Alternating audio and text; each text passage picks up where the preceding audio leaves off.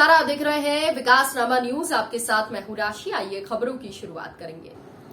PFI की RSS से तुलना करने का मामला, केंद्रीय कानून राज्य मंत्री एसपी सिंह बघेल ने अपना बयान दिया है।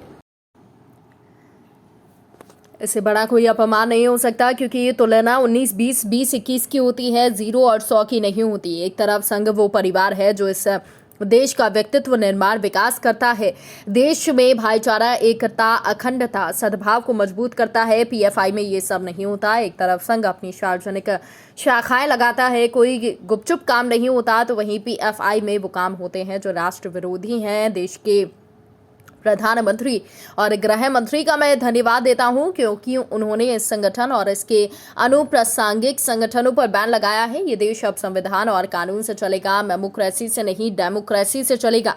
ये प्रतिबंध तब लगाया गया है जब छापे पड़े, कुछ भड़काऊ साहित्य मिले, ऐसा फंड मिला जिसका उपयोग आतंकवाद में किया जा रहा था।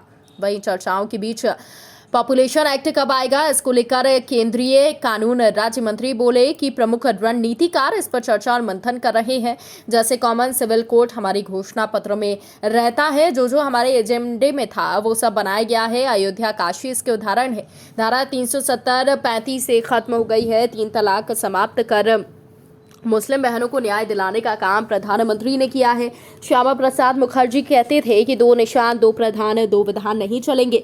आज जहां भी वो होंगे उनकी आत्मा को शांति मिल रही होगी। कश्मीर में आज भारत का तिरंगा, भारत का संविधान दिख रहा है।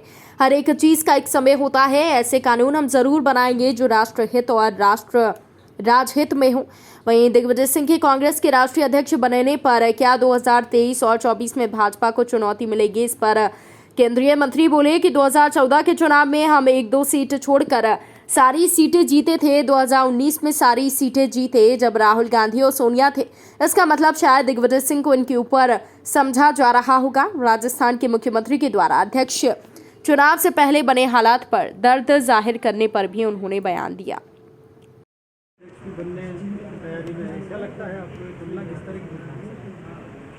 इससे बड़ा और कोई अपमान हो नहीं सकता।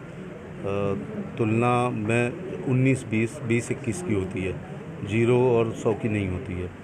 एक तरफ संघ परिवार वो परिवार है जो इस देश के लिए व्यक्तित्व निर्माण करता है, व्यक्तित्व का विकास करता है, देश की एकता, अखंडता, भाईचारा, सद्भाव को मजबूत करता है। भारत की सभ्यता, संस्कृति, धर्म, आध्यात्म, गीता, पुराण, महाभारत, उपनिषद, ऋचाओं को अक्षुण्ण बनाने में काम करता है। जो दिन में कई बार भारत माता के उद्घोष, जय का उद्घोष करता है, वंदे मातरम राष्ट्रीय गीत और राष्ट्रीय गान से अपने कार्यक्रमों की शुरुआत और समापन करते हैं।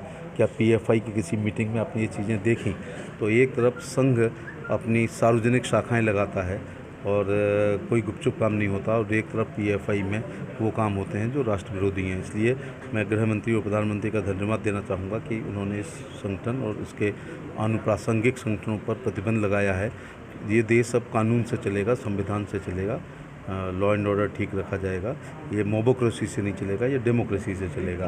तो ये प्रतिबंध तब लगा है जब छापे पड़े हैं, कुछ साहित्य मिला है, कुछ भड़काऊ साहित्य मिला है, कुछ वेपन्स मिले हैं, कुछ फंड ऐसे मिले हैं जो जिसका हिसाब वो नहीं दे पा रहे हैं, जिसका टेररिज्म में प्रयोग किया गया है, कुछ वीडियो और चैटिंग ऐसी है जो भारत की एकता, अखंडता, भाईचारा और सद्भाव को तोड़ती है। इसलिए प्रतिबंध लगा है, कोई प्रतिबंध ऐसे नहीं लग गया है। एक आखिरी सवाल आपसे है, बनने की तैयारी में क्या लगता है आपको, तुलना किस तरह की?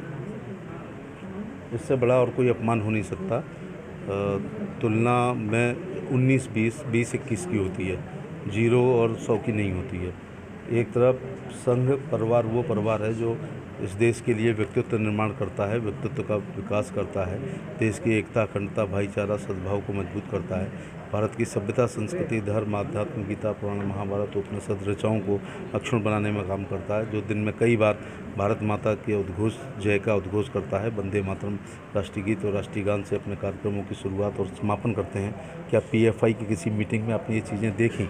तो एक तरफ संघ अपनी सार्वजनिक शाखाएं लगाता है और कोई गुपचुप काम नहीं होता, और एक तरफ पीएफआई में वो काम होते हैं जो राष्ट्र विरोधी हैं। इसलिए मैं गृह मंत्री और प्रधानमंत्री का धन्यवाद देना चाहूँगा कि उन्होंने इस संगठन और इसके अनुप्रासंगिक संगठनों पर प्रतिबंध लगाया है।